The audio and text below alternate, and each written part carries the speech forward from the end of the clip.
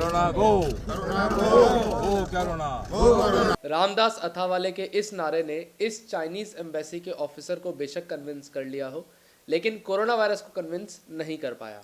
Union minister और Republican party of India के leader Ramdas Athavale corona positive हो गए हैं। मुंबई हॉस्पिटल में उनका इलाज चल रहा है। डॉक्टर्स का कहना है कि वो ठीक हैं और जल्द ही डिस्चार्ज हो जाएंगे।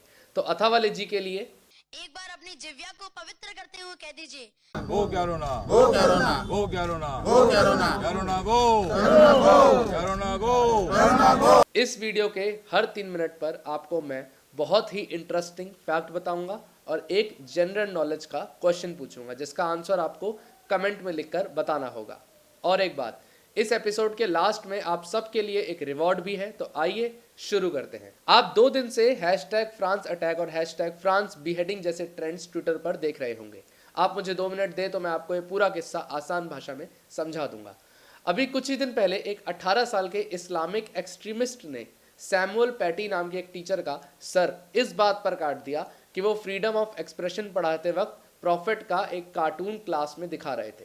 हालांकि इस्लाम धर्म में प्रॉफिट मोहम्मद के विजुअल रिप्रेजेंटेशन को गलत माना गया है और उनके कार्टून्स इस्लामिक लोगों के सेंटिमेंट्स को हर्ट करते हैं, लेकिन इन कार्टून से हर्ट होकर अगर कोई किसी का सर काट दे तो ये जस्टिफाइड बिल्कुल नहीं है और इसे एक्सट्रीमिज्म कहते हैं। सैमुअल पैटी के मर्डर से पूरे पेरिस में प्रोटेस्ट होने लगे और फ्रांस की जनता ने जस्टिस की मांग की। इसके बाद फ्रांस के प्राइम मिनिस्टर इमैनुअल मैक्रोन ने कहा कि वो इस्लामिक टेररिज्म को खत्म करने की तरफ काम करेंगे। मैक्रोन के इस बयान पर अरब और मुस्लिम नेशन भड़क गए। टर्की, सऊदी अरेबिया और कतर समेत लगभग सभी अरब और मुस्लिम देश मैक्रोन को क्रिटिसाइज करने लगे और कहने लगे कि वो इस्लाम धर्म को टेररिज्म से जोड़ रहे हैं। टर्की के प्रेसिडेंट रेसेप एर्दोगान ने तो ये तक कह दिया कि मैक्रोन को अपना मेंटल चेक करवाना चाहिए। इसके बाद अरब नेशंस ने फ्रांस से चार्ली हेब्डो के कार्टून्स को बैन करने की बात कही। अब ये चार्ली हेब्डो क्या है?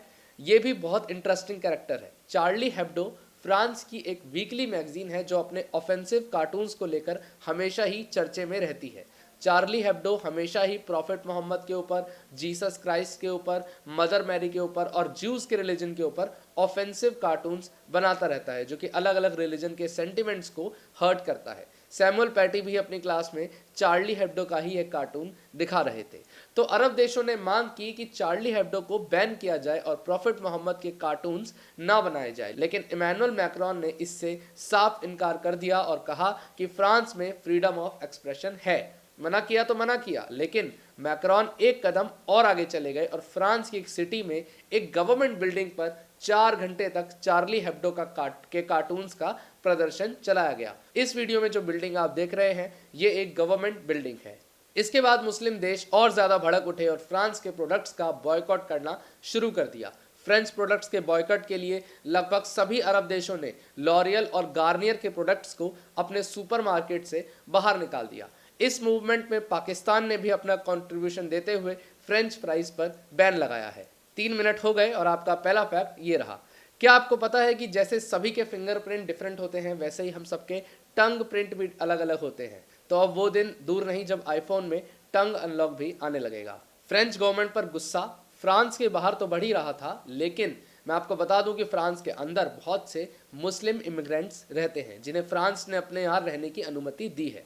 फ्रेंच गवर्नमेंट का इस्लाम को लेकर एक्शन इन मुस्लिम इमिग्रेंट्स को भी नहीं भाया और कुछ लोगों की सुने तो कल जो नीस सिटी में नाइफ अटैक हुआ है, जिसमें एक टेररिस्ट ने 3 लोगों का चाकू से मर्डर कर दिया, वो भी इन्हीं एक्शंस और कार्टून से ही भड़का हुआ इंसान था। सैमुअल पैटी की हत्या को अभी 2 हफ्ते भी नहीं हुए थे कि फ्रांस के नीस सिटी में एक टेररिस्ट ने सिटी के एक चर्च के अंदर एक लेडी का गला काट दिया और फिर बाहर निकलते हुए 2 और लोगों का कत्ल कर दिया।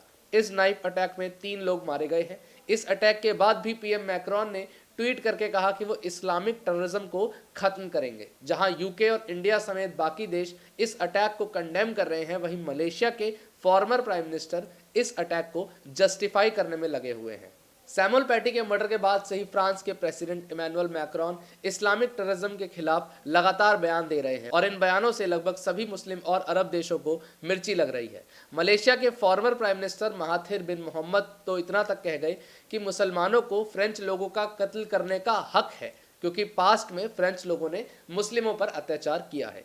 इस ट्वीट को ट्विटर ने अब हाइड कर दिया है। एक बात और मैं आपको बता दूं कि महाथीर बिन मोहम्मद वही हैं जिन्होंने यूएन की जनरल असेंबली में यह कहा था कि इंडिया ने कश्मीर पर कब्जा किया हुआ है और इंडिया कश्मीर में लूटपाट करता है। इसके बाद इंडियन गवर्नमेंट ने मलेशिया का इकोनॉमिक बॉयकॉट कर दिया था और इससे मलेशिया के पाम ऑयल इंडस्ट्री को काफ़ी बड़ा झटका लगा था। शायद इसी के बाद महाथीर साहब की गद्दी चली गई और अब ये फॉर्मर प्राइम मिनिस्टर हो गए हैं। यहाँ तक मामला तो वैसे भी बढ़ ही चुका था। अरब और मुस्लिम देश फ्रांस के पूरा खिलाफ हो चुके थे और टर्की के प्रेसिडेंट अर्दोगान इस लड़ाई में सबसे आगे थे। लेकिन फिर इस तनातनी में फ्यूल का काम किया चार्ली हेब्डो मैगजीन ने। चार्ली हेब्डो ने अर्दोगान का एक कार्टून पब्लिश किया जो अर्दोगान को काफ़ी ऑफेंसिव लगा और वो चार्ली हेब्डो के खिलाफ लीगल एक्शन लेने की बात अनाउंस कर चुके हैं। ये कार्टून मैं आपको दिखा तो रहा हूँ लेकिन मुझे थोड़ा ब्लर करना पड़ेगा। अगर आपको ये पूरा देखना है तो गूगल कर लेना, लेकिन अभी मत चले जाना प्लीज़, पहले बात सुन लो पूरी। तो फ्रांस और मिडल ईस्ट में इन सभी बातों को लेकर बहुत गर्मा गर्मी का माहौल है। आगे क्या होगा ये तो वक्त ही बताएगा। लेकिन ऐसा ही थोड़ा गर्मा गर्मी का माहौल यूपी के गोरखपुर में समाजवादी पार्टी और सरकार के बीच भी हो गया।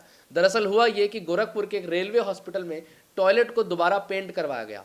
पेंट होने के बाद समाजवादी पार्टी को लगा कि ये तो उनकी पार्टी के झंडे का रंग है और इस बात पर समाजवादी पार्टी के कार्यकर्ता हॉस्पिटल के बाहर प्रोटेस्ट करने लगे। उनकी मांग है कि इस रंग को जल्द से जल्द बदला जाए। आज पाकिस्तान की पार्लियामेंट में भारत के बारे में बहुत बातें हुई। आपको याद होगा अभी पिछले ही साल भारत ने बालाकोट एयर स्ट्राइक किया था।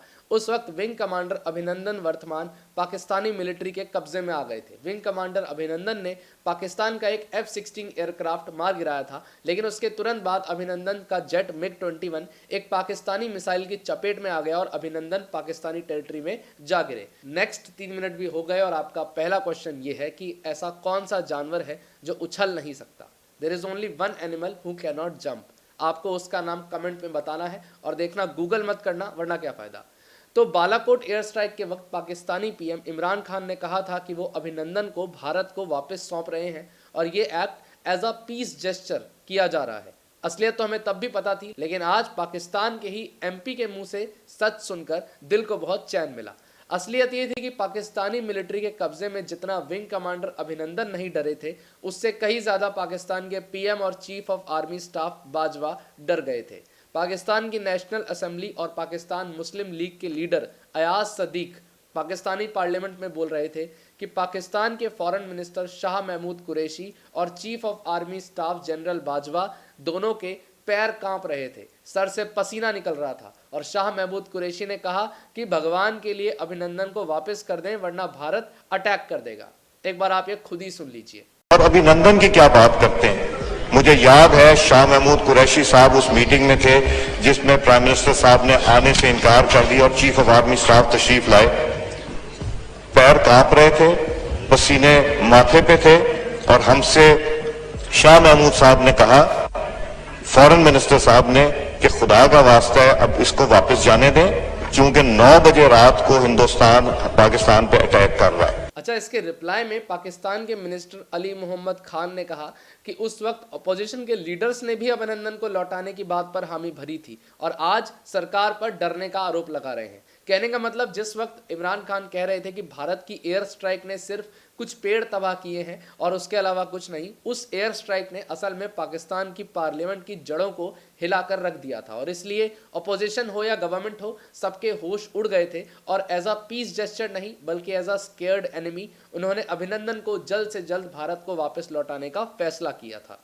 आगे बढ़ेंगे लेकिन फिर से 3 मिनट हो गए। तो क्या आपको पता है कि हमारी टंग हमारी बॉडी की लॉन्गेस्ट मसल है? अगर आपको ये पहले से पता था तो लिखिए कमेंट में और बताइए ताकि नेक्स्ट टाइम मैं थोड़े और अच्छे फैक्ट्स लेकर आऊँ। अभिनंदन को लौटाने की वजह तो पता चल गई, लेकिन इसके अलावा एक और बात आज पता चली जो हम लोगों को तो पहले से ही पता थी, लेकिन अब क्योंकि खुद पाकिस्तान के मिनिस्टर ने इन बातों को एक्सेप्ट कर लिया है तो FATF को पाकिस्तान को ब्लैक लिस्ट में डाल देना चाहिए। हुआ ये कि पाकिस्तान के मिनिस्टर फवाद चौधरी ने पार्लियामेंट में कहा कि पुलवामा में जो सक्सेस उन्होंने हासिल की है वो पाकिस्तान की सक्सेस है। आपको याद होगा कि पिछले साल पुलवामा में एक आतंकी हमले के तहत 40 CRPF के जवान शहीद हो गए थे, जिसके बाद भारत ने बालाकोट एयर स्ट्राइक करके पाकिस्तान में बसे आतंकी कैंप्स को खत्म कर दिया था। इसके बाद पाकिस्तान ने रिटेलिएट किया और इंडियन मिलिट्री इंस्टॉलेशंस की तरफ पाकिस्तान के फाइटर जेट्स आए, जिन्हें इंडियन एयरफोर्स ने वापस जाने पर मजबूर कर दिया। लेकिन इसी एयर कॉम्बैट में IAF का एक जेट पाकिस्तान में जा गिरा, जिसे अभिनंदन चला रहे थे। आप पहले सुनिए कि फवाद चौधरी ने क्या कहा। हमने हिंदुस्तान को घुस के मारा है जनाब स्पीकर वहां पे, और पुलवामा में जो कामयाबी है, पुलवामा में जो हमारी कामयाबी है, वो इमरान खान की क़यादत में इस कौम की कामयाबी है। उसके हिस्सेदार आप भी सब हैं, उसके हिस्सेदार हम भी सब हैं। और जिस तरीके से आप आके ये बातें करें और आप कहें ये वो फख्र है जो कि हमारी पुलवामा के वाक़े के बाद जिस तरीके से हमने घुस के मारा हिंदुस्तान को, जिस तरीके से हमने घुस के मारा।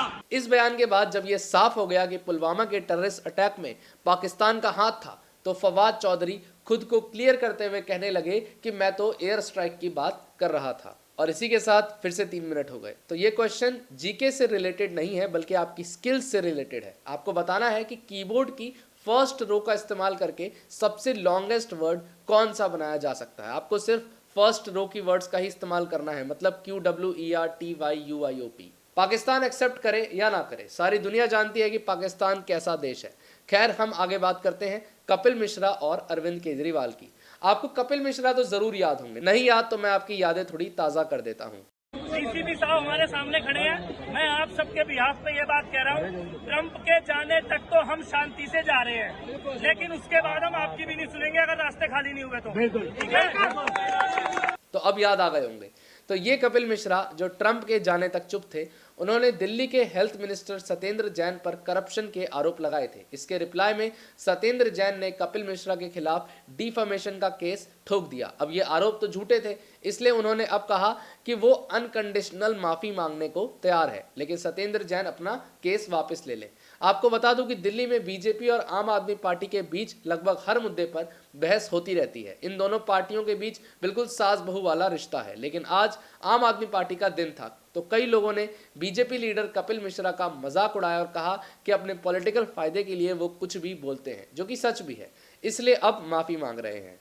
चलिए, कपिल मिश्रा से तो कोर्ट ने माफी मंगवा ली, लेकिन मेरा सवाल है कि इन मीडिया चैनल से माफी कौन मंगवाएगा। जब कपिल मिश्रा ने आरोप लगाया था, तब न्यूज़ चैनल में सबसे इर्रेस्पॉन्सिबल हेडलाइन का कंपटीशन चल रहा था। मैं आपको कुछ हेडलाइंस पढ़कर सुनाता हूँ।